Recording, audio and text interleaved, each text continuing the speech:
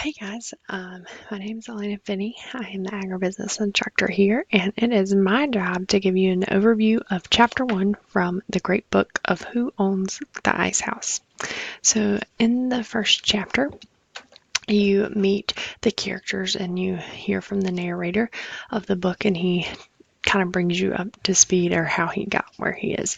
And so chapter 1 is called Choices. And so that is the major point that we're going to talk about. But I want to introduce some of the characters to you first so that when you hear their names reoccurring throughout the book, you'll know exactly who we're talking about.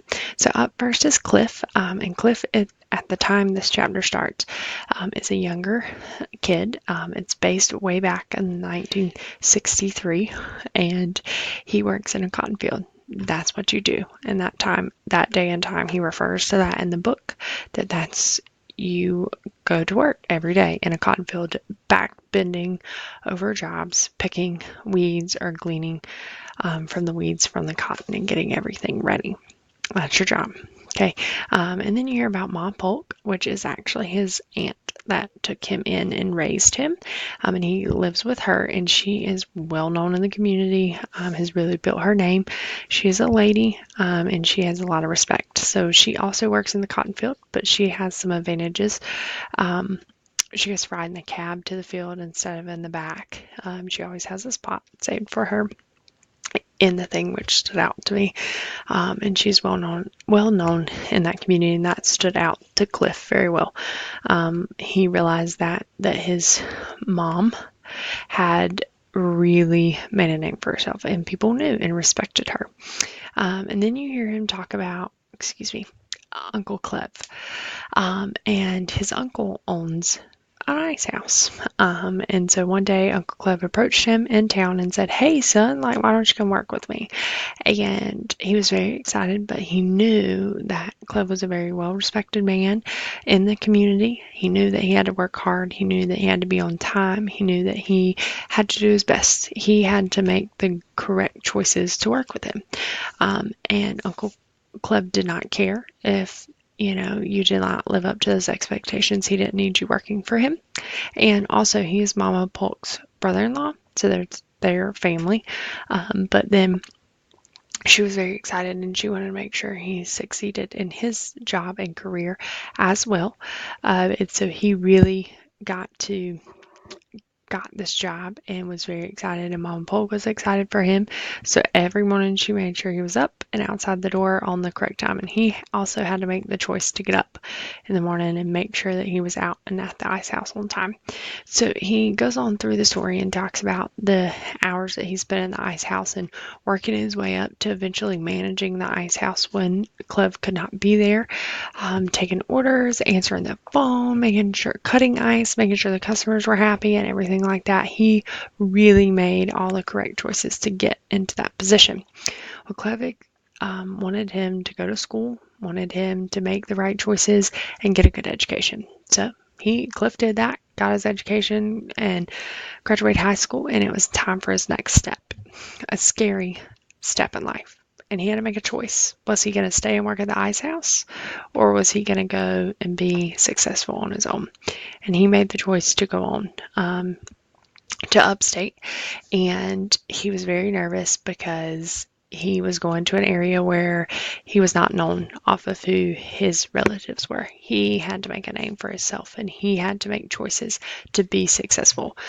So he got to upstate and really was overwhelmed. And you can hear his emotions in the book that he was really bummed because he thought it was going to be easy, just like working at the ice house. And so he had to make choices of where he was going to look at for jobs, where he was going to apply for jobs and make those choices. And so you hear he finally gets a job washing dishes. Not his ideal job, and he talks about that. But during that bad part, or not the ideal job that he wanted, he learned a lot.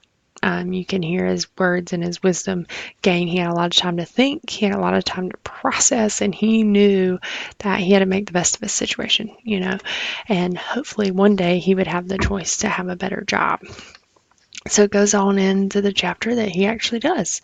He meets a gentleman a gentleman that has kind of seen his work ethic and is like, wow, son, you work really hard. I think you would be great for the new bank. They're hiring people in the bank of different races because there had been some political issues that there was only white people in the bank. And so we were back in that era where they needed somebody. So, Cliff got so excited, worked on his resume with this gentleman and turned his resume in. And so he made the choices of what to put on the resume and what's the best thing to go on the resume.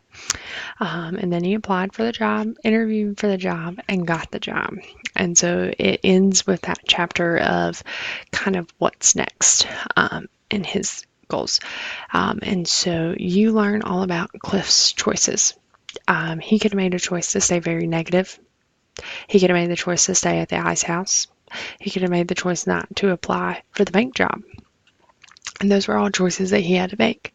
And when you are an entrepreneurial or working and thinking about becoming an entrepreneur, starting your own business, you have to make choices every day. Choices that are not going to be easy, choices that are going to be super easy. Then you're going to have to make choices that affect you long-term, short-term, tomorrow, or they might not affect you for years down the road, but you have to know the choices to make. And you have to think like an entrepreneur. You have to think long-term goals, not just today. Like washing dishes for Cliff was terrible, but he knew it was his starting point up north for him in his new life. He knew that that was the first step to getting his foot in the door. Hopefully somebody would see him like they did. His hard work would pay off and he would eventually get that ideal job. And so choices are so important in life. You start now by making choices in your life. Everything is a choice. You choose what way you want to come to work. If you work, you choose when you come to school. And sometimes choices are made for you and you don't have an argument to it, but sometimes you get to make your own choices. So, if you're an entrepreneur looking to start your own business, make sure that you choose wisely and keep your choices straight. And I want to leave you with one quote from the book. If you'll just give me a second to find it. And it says, perhaps the greatest lesson Uncle Cleft left behind is that choices we make, that is the choices we make that ultimately determine the outcome of our lives. So the choice you make determines the outcome of your life, if it's going to be good or not. So hopefully you got something out of that quick long chapter. It was very good, and I encourage you to continue reading on in the book. Thanks.